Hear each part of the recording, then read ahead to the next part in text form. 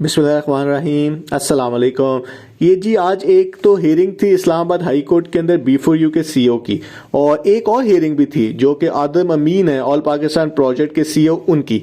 ये काफ़ी अरसे से बेल की कोशिश कर रहे थे। इनके ऊपर भी जो केस है वो बिल्कुल वैसे ही है जैसे B4U के ऊपर है, यानी फ्रॉड का केस चल रहा है और दोनों कंपनियों ने बिल्कुल एक जैसा काम किया। तो वैसे तो हर केस फ़र्क है, लेकिन इनकी आज बेल हो गई है और इस्लामाबाद हाई कोर्ट के चीफ जस्टिस ने दी है।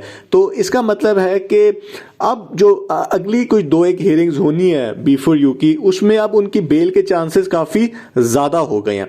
तो आज की वीडियो में हम ये देखेंगे कि क्या शराइत रखी गई हैं आदम अमीन की ज़मानत के लिए इस्लामाबाद हाई कोर्ट ने, क्योंकि उनका असर B4U के इन्वेस्टर्स के ऊपर भी पड़ सकता है। और इसके अलावा हम ये देखेंगे कि बेल की जो शराइत है वो बेल दी कैसे जाती है।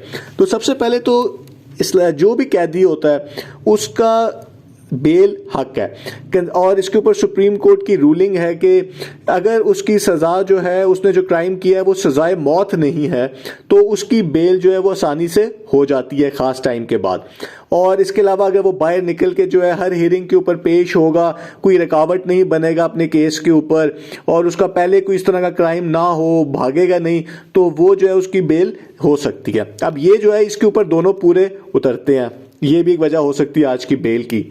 दूसरी चीज़ ये कि दुराने समाज जो है वो कहा है इस्लामाबाद हाई कोर्ट के चीफ जस्टिस ने कि किसी शख्स को इनडेफिनेटली यानी कि बहुत ज़्यादा अरसे के लिए जेल में नहीं रखा जा सकता, क्योंकि आपको पता है कि B4U के CEO को भी काफ़ी अरसे से जेल में रखा गया है, उनसे कोई इन्वेस्टिगेशन भी वहाँ पे नहीं हो रही और रेफरेंस भी फाइल नहीं हो रहा। यानी कि अगर रेफरेंस अगले 3 महीने फाइल नहीं होता तो क्या वो इतने अरसे जो है जेल में ही रहेंगे। और आदम अमीन के वकील ने भी यही कहा कि जी इनका हतमी रेफरेंस जो है वो फाइल नहीं किया जा रहा।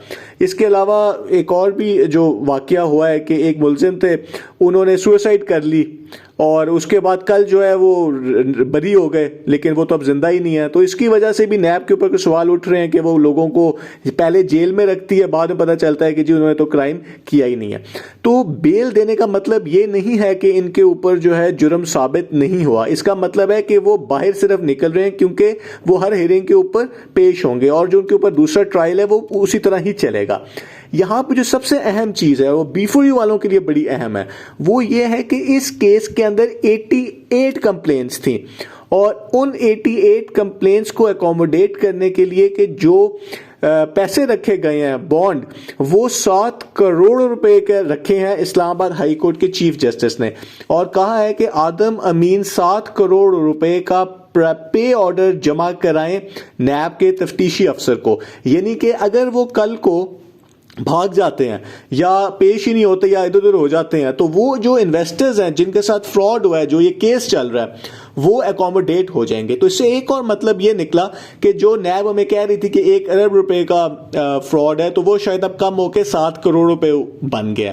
खैर ये हमें पता चल जाएगा, लेकिन ये एक जो बात है ये B4U के लिए बड़ी इंपॉर्टेंट है। इसका मतलब है कि हो सकता है कि अगर B4U के CEO की बेल हो जाती है तो इसी तरह का कोई एग्रीमेंट अगर हो जाता है कि जी इतने करोड़ रुपए या इतने पैसे जो हैं वो पे ऑर्डर की फॉर्म में जमा कराए जाएं, तो फिर किस किस के लिए पैसे जो हैं वो बनेंगे, क्योंकि अगर तो बहुत ही कम कंप्लेंट्स हुई फिर तो वो इतने ज़्यादा पैसे नहीं होंगे। तो ये एक चीज़ है। इसके अलावा जो है उन्होंने जो इनके साथ 2 डायरेक्टर्स थे, एक CFO थे इनके, 2 शख्स जो हैं उनकी जो है नैब की जो एहतसाब अदालत है उन्होंने वारंट गिरफ्तारी इशू कर दिए हैं, और उसकी वजह यह है कि वो इस टाइम पे मुल्क से फरार हो चुके हुए हैं। तो ये थी जी आज की आदम अमीन चौधरी के केस की अपडेट।